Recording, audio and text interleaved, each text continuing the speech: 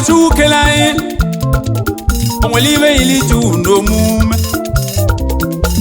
ma ibe onye ya bụ n'elu ụwa mmadụ si ego dị n'aka onye ji ụwa n'aka ya Akachukwu mazili esi niile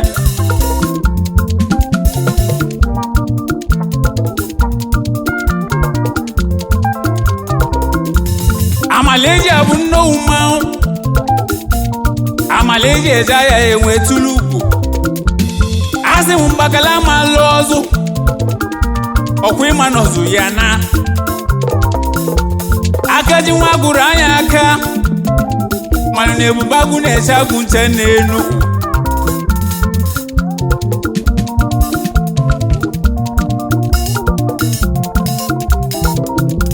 Chime emego ibo ji nwe bulu sim Nile emego nkeba ji nwe bulu n'ilo maka na ọ bụrụ mmadụ mere onwe ya ibe ọ bụ mana na Akachukwu na ọ dị anyị na-arụ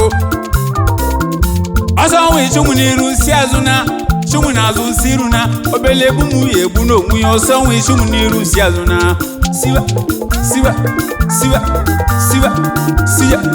siwa ijele